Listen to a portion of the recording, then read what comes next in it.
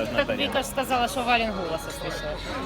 Ну, она увидела эту посуду, да, и потом она уже послушала на заднем фоне, кто это. А Но так она что? когда увидела это...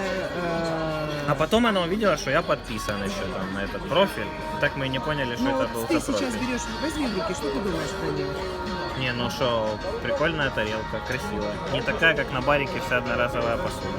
Но когда видишь эту тарелку так, да. А когда ее просто увидишь на фотке, то даже не поймешь, что это